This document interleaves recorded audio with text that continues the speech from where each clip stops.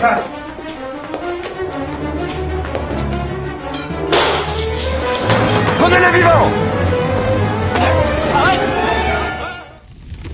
这个久经磨难的大碗是我太爷爷传下来的，是我们程家的传家宝。爷爷活着的时候说，这碗里藏着一个谜。我曾偷偷找文物专家鉴定过，不是文物。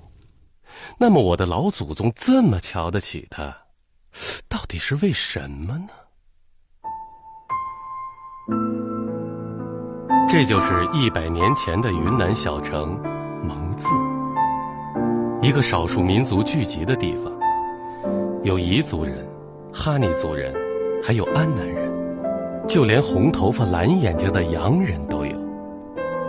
我的太爷爷就生活在那个对我来说充满了动荡和神秘的世界里。这就是我的太爷爷程华强，帅吧？就是人傻点儿。他有个外号叫呆子，可呆人有呆福。据说我太奶奶死心塌地地爱上他，就是看上了他这呆劲儿。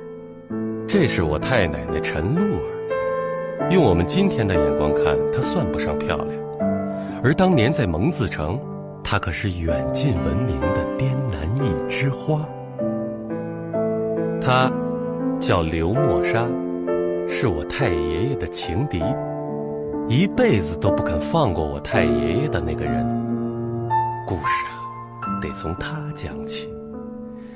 你千万不要以为这是一个普通的爱情故事，我敢说，你就是想破了脑袋，也想不到最后的结局。慢点。小姐，刘家那个少爷跟着咱们呢。他愿跟就让他跟着吧，这人也挺可怜的。他呀也想当咱们家姑爷，可惜啊，老爷看不上他。你这人话可真多。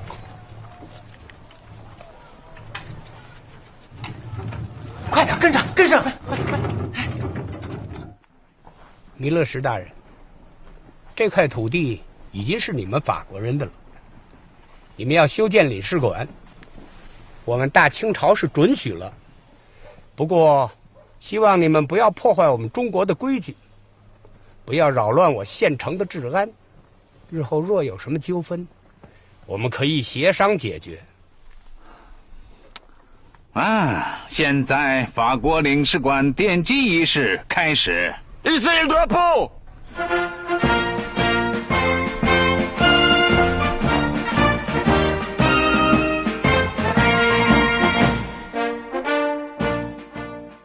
天将降大任于斯人也，必先苦其心志，劳其筋骨，饿其体肤。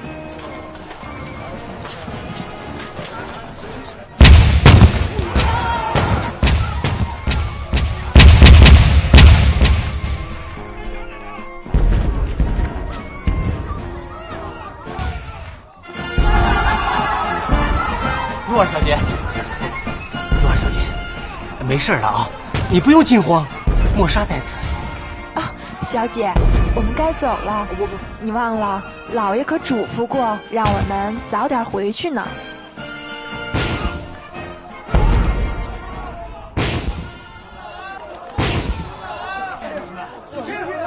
承认法国人占领安南的事实，同意法国人在广西龙州、滇南蒙自开关设领，允许法国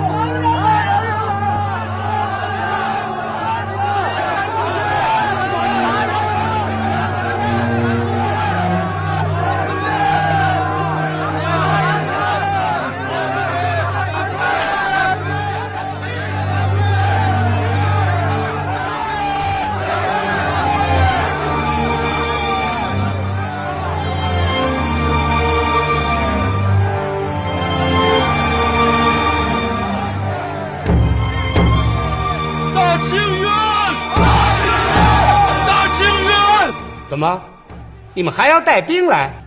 当然，我们伟大的军队要进驻这里。大清源！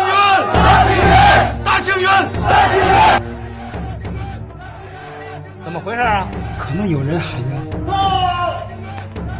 报大人，外面有人喊冤。带他上来。是。进去。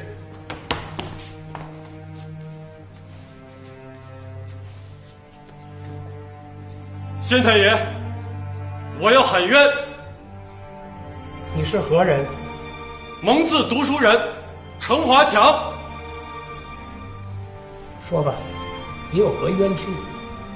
我为大清喊冤。跪下！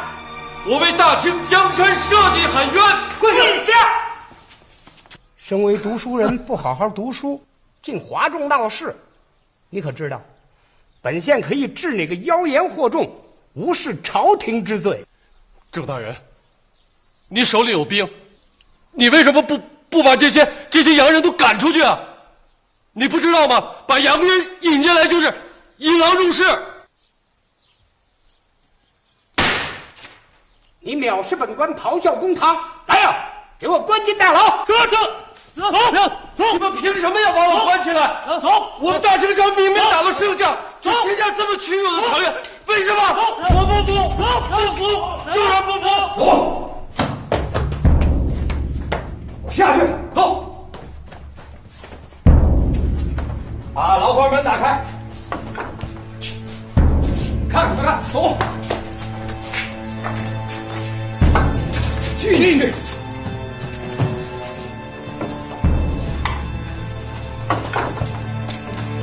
老师，你们抓我干什么？抓我干什么？放我出去！我还要回家读书呢！放我出去！我太爷爷可真够呆的，那么大的事儿你管得了吗？我太爷爷的爹抽大烟抽得已经快不省人事了，可一听儿子惹事入狱了，一下子精神起来，在万般无奈的情况下，竟去找他多年的冤家刘洪武去求情。白管家，怎么样？进来吧。哦，谢谢。老爷，他来了。刘老爷，哟，程先生啊，来，请坐啊。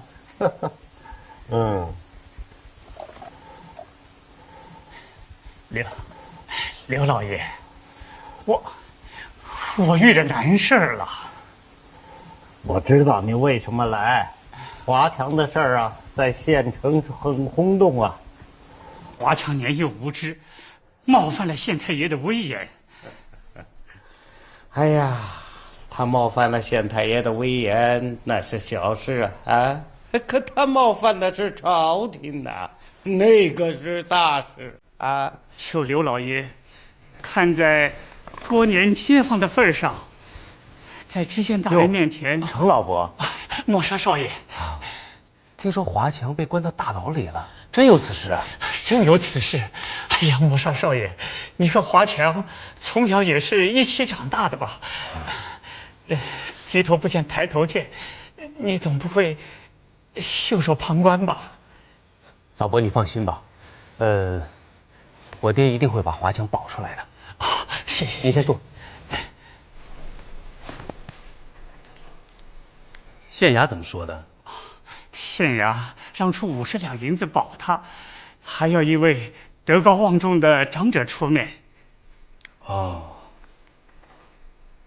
爹，您先给程老伯拿50两银子吧，这事儿回头您一定亲自再去一趟。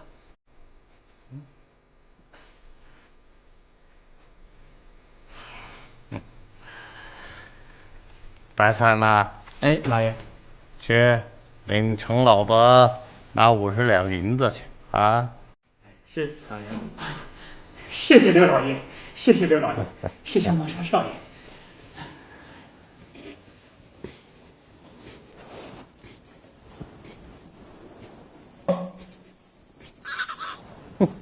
小子，怎么突然变成菩萨心肠了啊？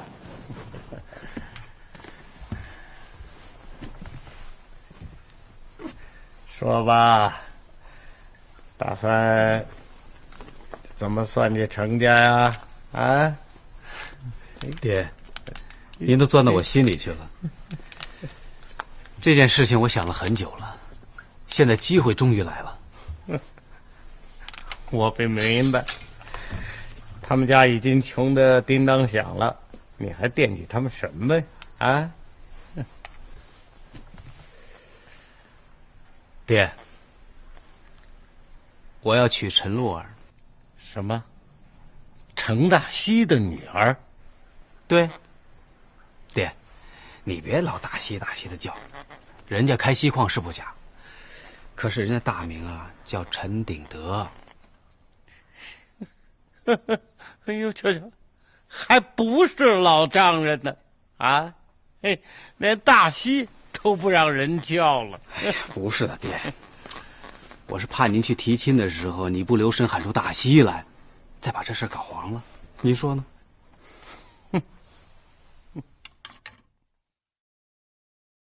他就是刘家父子提到的滇南首富陈鼎德，我太奶奶的父亲。据说当年陈大西在蒙自可谓翻手为云覆手为雨的人物。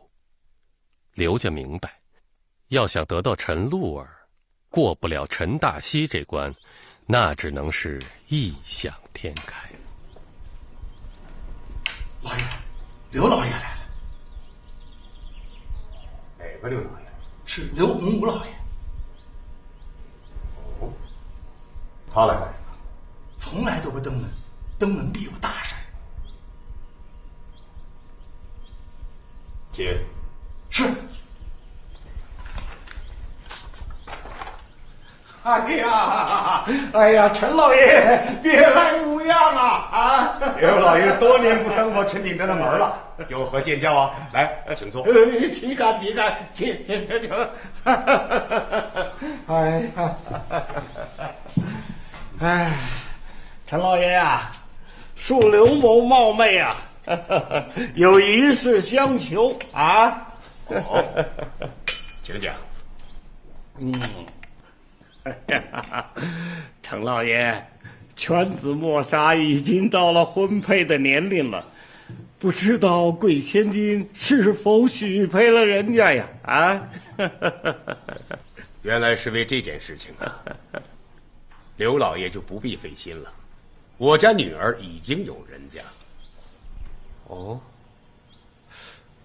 我从未听说过贵千金已经许了人家了，但不知是哪家公子啊？啊，陈老爷啊，在蒙自，论家资人品，谁也比不过犬子的。陈老爷，如果是一时意气用事的话，哎呀，岂不是耽误了子女的前途了吗？啊！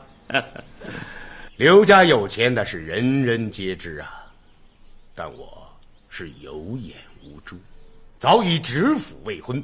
我把女儿已经许配给程家公子程花强了。幸好程花强虽然没有家产，但人品是一流的。程家，哦，那个大烟鬼。哎呀，陈老爷，你怎么能把自己的闺女嫁给那个大烟鬼的儿子呀？啊，刘老爷不会如此健忘吧？没有你刘洪武，一个好好的读书人，怎么会吸上大烟呢？他吸大烟，跟我有什么关系呢？啊？蒙自城里人人皆知，刘老爷又何必谦虚呢？刘家的烟馆生意如此兴隆，被烟害得非人非鬼，何止是程寿仙一个人呢？啊！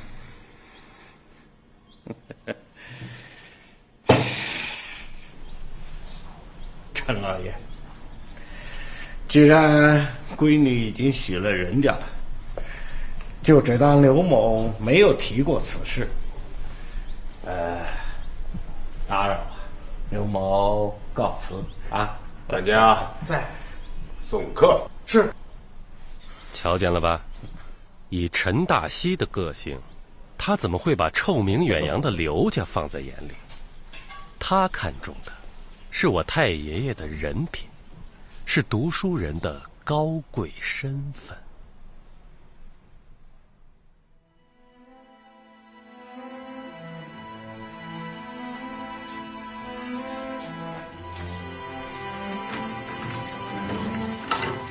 小子，县太爷说你可以出去了。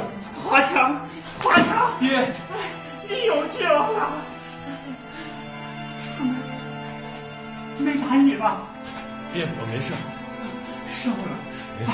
咱们回家去，快回家去，走。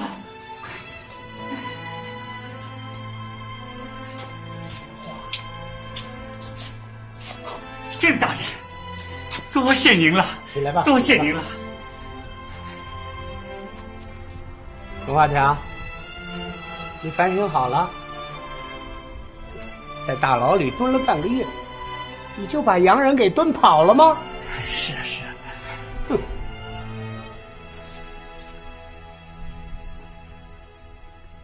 要不是看在你爹的份上，我还想让你在里头多蹲几天。你想过没有？我若真想治你的罪，就凭你咆哮公堂一条，我就能让你永远不能参加科举。我看那时候你的报国情怀怎么能够实现？我要是官场都这么黑暗，我一辈子不做官也罢。大人，您别看他嘴硬，他心里已经知罪了，知罪了。陈华强，你知道吗？你爹为了保你，花了50两纹银，你可要好自为之啊！你爹他不容易呀。大人，爹，哪儿来的银子？啊，银子是华强。啊，孟莎少爷。陈老伯，刘公子，华强，你受苦了。银子是在刘家借的，是刘家去县衙做的保，你才能出来呀。华强，这次多亏了莫莎少爷。嘿，陈老伯，你言重了。华强，你没想到吧？都说咱们刘程两家一向不和，其实根本就没有这回事儿。你说是不是，程老伯？是啊是啊。华强，你能安然无恙的出来，我特别的高兴。我特意在香满楼备下了一桌酒菜，给你压惊。请。刘公子，谢谢你的好意。我看我们还是先回家的好。爹，咱们回家吧。华强，莫莎少爷，谢谢您了，也谢谢令尊大人。那我们就先走一步了，先走一步啊！谢谢，谢谢。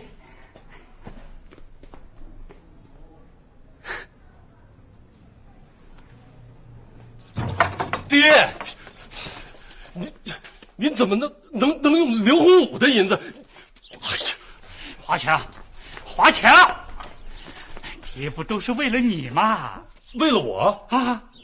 您是怎么抽上大烟的？因为您仗义直言，刘洪武吞了人家的地，您去帮人家打官司，他趁你这个伤风头疼这些小病的时候，往你的药里放了烟筒，您才抽上大烟的，您忘了吗？你少管这些。爹，那您怎么不找陈家帮忙啊？您不是说陈家跟您有交情吗？咱们家跟陈家是有交情，可是有件事情，爹怕耽误你读书，就一直没有跟你提起过。爹，什么事啊？早年我跟陈大西曾经指腹为婚，给你和陈家的小姐露儿定下了婚事。这事儿虽然多年没有再提起过，但是陈大西是个一诺千金的人，他自然会认你这个女婿的。我要是去求他，他自然会帮忙。可是以后你要是见了他，您别说了，我明白了。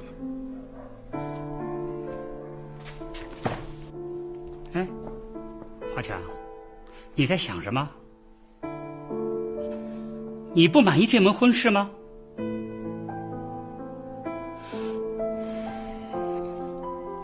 陆尔既然许了你，就不会再许别人。你若是悔婚，就对不起人家的女儿。将来到了九泉之下，我和你娘也不会认你这个不孝之子。她是我太爷爷钟爱了一辈子的女人，叫蒙子慧。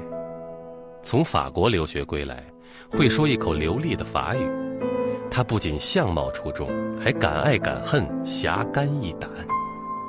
可蒙子慧并不爱她，爱的是与我太爷爷有着特殊关系的另一个男人范同舟。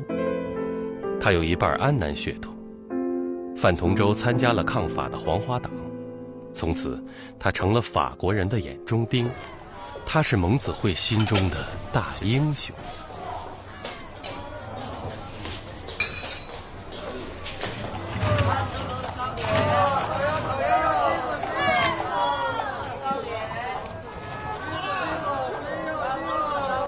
我太爷爷小的时候曾掉进红河里，是范同舟救了他的命。他们兄弟俩可谓是生死之交，能为他大哥做点事儿，是我太爷爷的荣幸。哪成想，就是这次冒险行动，让我太爷爷意外地见到了不同寻常的蒙姑娘。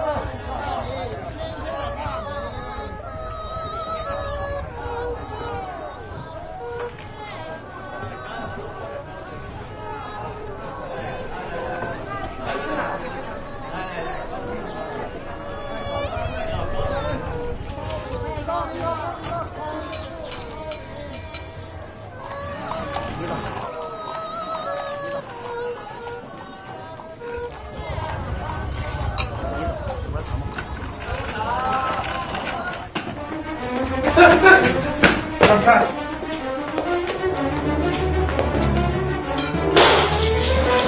，Prenez-les vivants!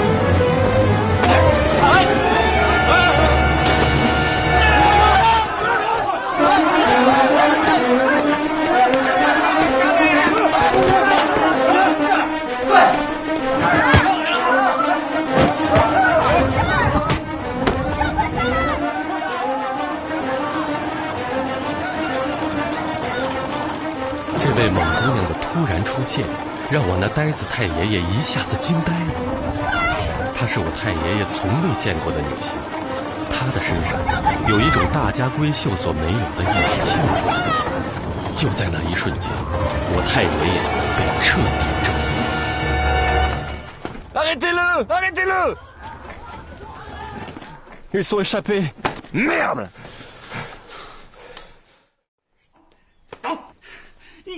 走！哎呀，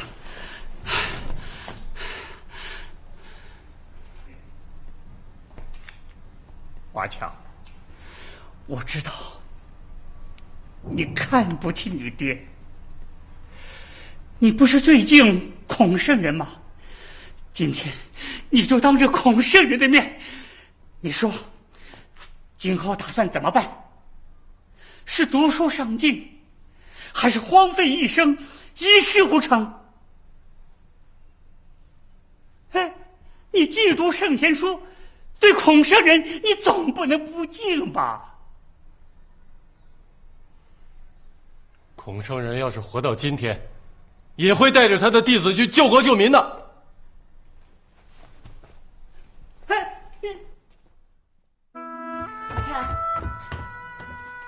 打那儿以后，我太爷爷经常去找范同舟。大哥，是为了见这位大哥呢，还是希望在这里见到蒙姑娘？华强，恐怕连他自己也说不清楚。很快，范同舟为了他的大业不辞而别，深深地刺伤了蒙姑娘的心。我太爷爷心里清楚，蒙姑娘心里只有她的大哥，碍于他与大哥的那份兄弟情谊，还有与陆儿早已定下的婚约，他只能压抑着内心对蒙姑娘深深的情感。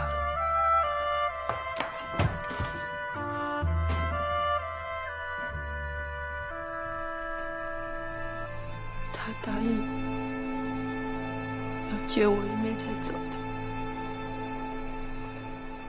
可是他就这样就走了。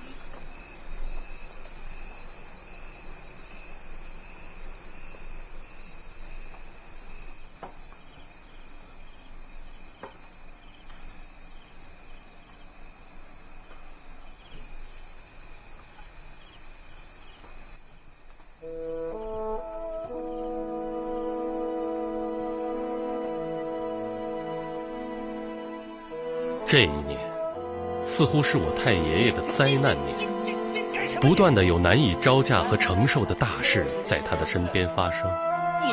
他大哥的去处还没有搞清楚，吸大烟成瘾的爹爹又到了身心崩溃的边缘。爹，您就不能下一回狠心吗？把烟戒了，行不行啊？行不行啊？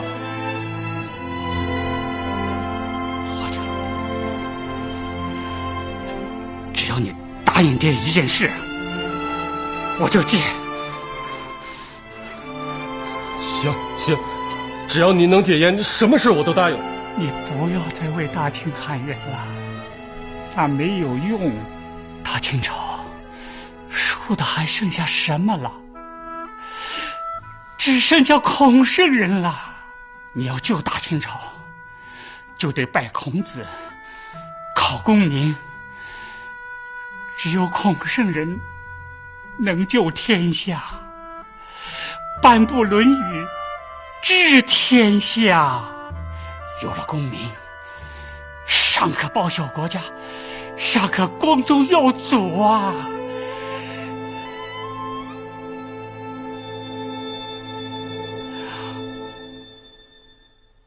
爹，我答应你。孩子，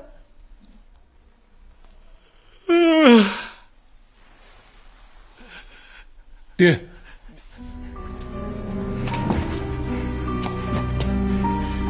爹，县太爷就要举行祭孔典礼了，快去！我现在就去。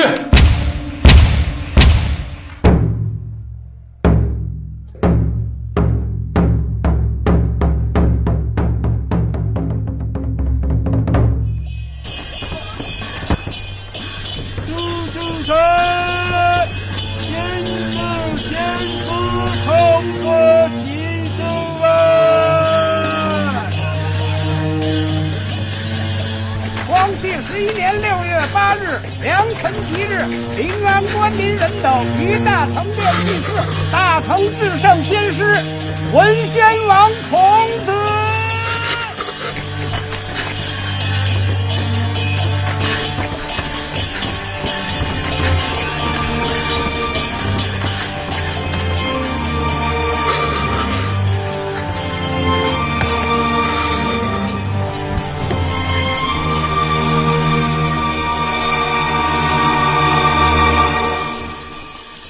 蒙自县读书人程华强祈求圣人保佑我金榜及第，报效国家。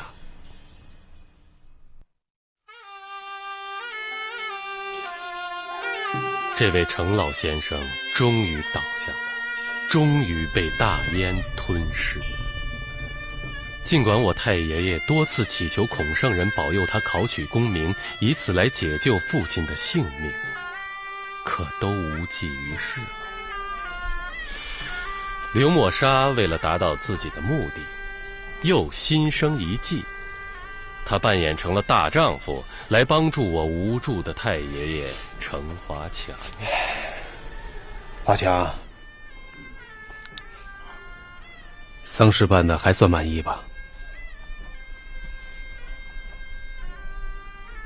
华强，我什么办法都想了，最后还差20两银子，要不是默沙少爷帮忙，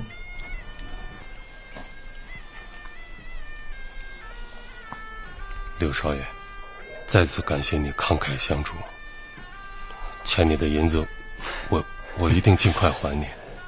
华强啊，你以后不要张口还钱闭口还钱的，那样显得多外道。你看你敢于为民请命，志向远大，我是敬佩你的为人呢，真心想和你做个朋友。只是不知道像我这种不学无术之人，你是不是耻于为伍啊？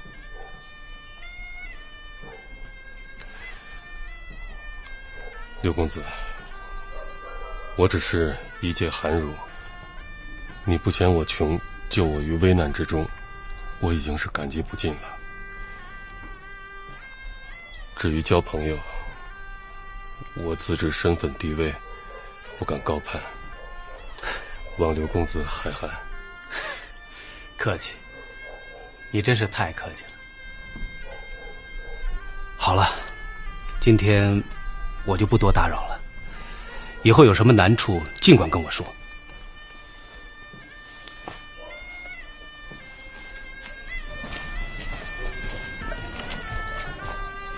哼，就是他爹害死了我二叔，还有脸来装好人。别乱说，他爹是他爹，他是他，也许他跟他爹不是一路人。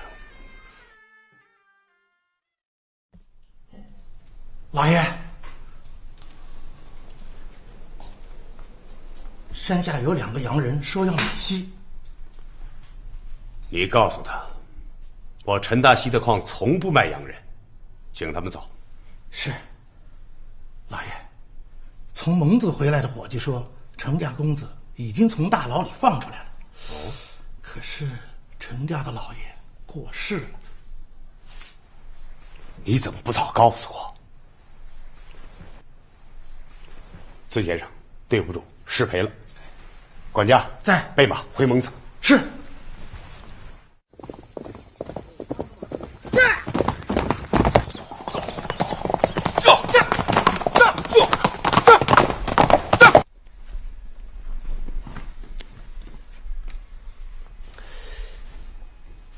这陈大锡啊，他想把女儿嫁给我。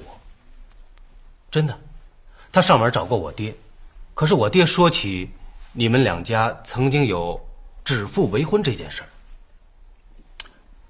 可陈大锡说，所谓指腹为婚，那都是20多年前的一句戏言，这么多年了，连提都没有提过。他当然愿意把女儿嫁给我了。可是他又怕你们程家把这句戏言当成真的，也不愿意外人说他陈大锡言而无信。所以，华强，他希望你上门去提出退婚。你欠我那些银子呢，从此以后就一笔勾销。华强，当着你爹的牌位，我敢说，从今以后，不管你看上谁家的姑娘，婚事都由我来操办，保证风风光光，让你满意，怎么样？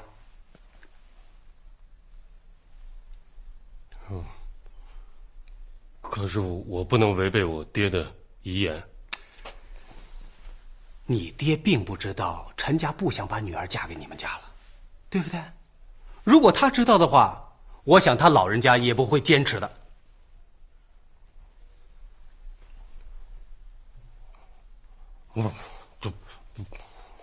不行，这件事，我还是得听陈家，得亲口对我说。哎呀，这这门亲事陈家不想认了，他怎么好当你的面承认呢？对不对？华强，难道你还会到陈府当面兴师问罪不成？也丢不起这个人呢，对不对？不是，我爹他说过，他说陈鼎德是个一诺千金的人，他不会悔婚的。华强，你是不相信我跟你说的话？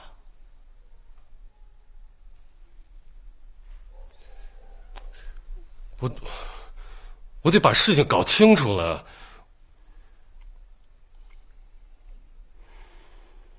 这么说，你是不愿意帮我了？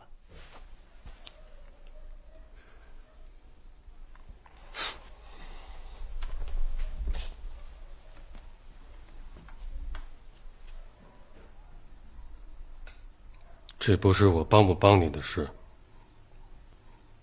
不由我做主。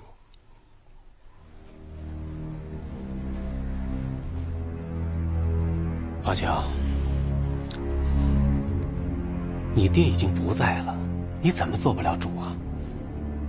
你不要再说了，说什么也没有用。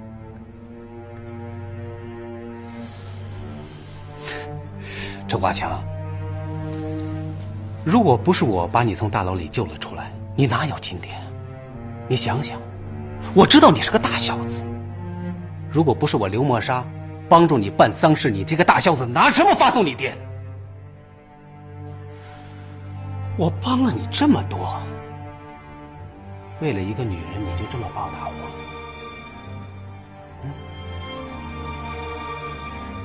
好，你听着，陈露儿，我取定。刘老爷上次登门造访，我们不欢而散，您是不是还生我的气呀？岂敢呐！啊！哎呀，你陈大喜还想着今天请我喝酒，我真是受宠若惊呐！啊！刘老爷不计前嫌，赏光赴宴，顶得十分感激。今天如果不是我儿子逼着我来，你这杯酒啊，我还不想喝呢。啊！哎，说吧，是不是把闺女嫁给程华强不甘心呢？啊？是不是后悔了？后悔啊，算你走运。我儿子还是愿意娶她的啊。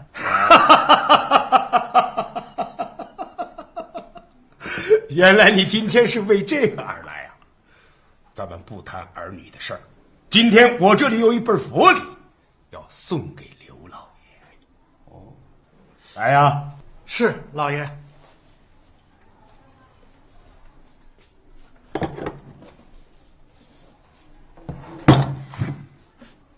哎，这，你这是何意啊？啊？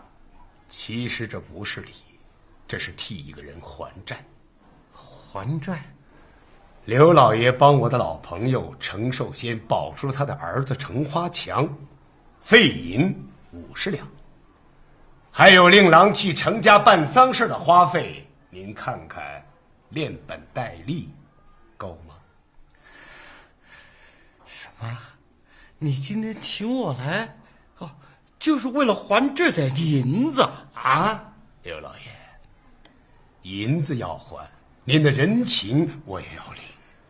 不管你心里想的什么，你们父子俩又破费了银子，又帮我把我的女婿保了出来，替我亲家办了丧事，就凭这一点，我得应该敬刘老爷一杯酒。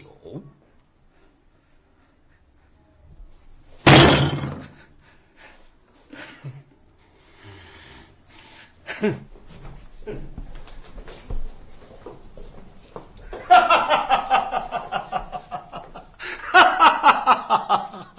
刘老爷好大的脾气呀！慢走，等回头我派人把银子送到你府上去啊！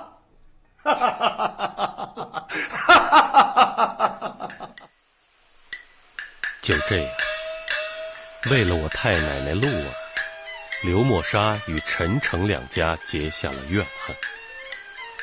可怜的太爷爷哪里知道，从此刘默沙成了他一生不共戴天的仇人。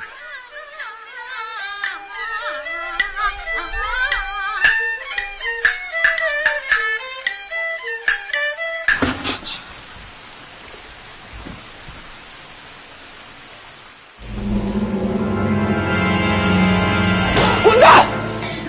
回他们上西不会上，不会上要饭当婊子，滚蛋，都给我滚！妈的，跑到我少爷这块儿来骗钱来了！我告诉你，欺负别人可以，欺负我刘默沙就不行，都给我滚！滚！滚！滚！滚！滚！还不滚？滚！都给我滚！滚！是了！你闹够了没有？闹够了没有？你瞧你这出息样啊！啊，一个大男人为了一个小女子闹成这个样，你值得吗？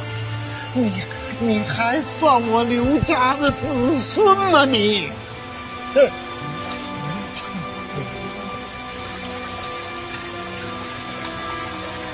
爹，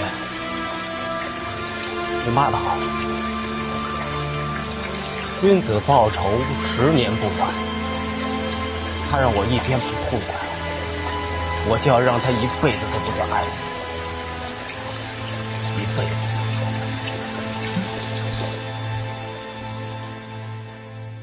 请订阅频道，帮我们留言、按赞、分享。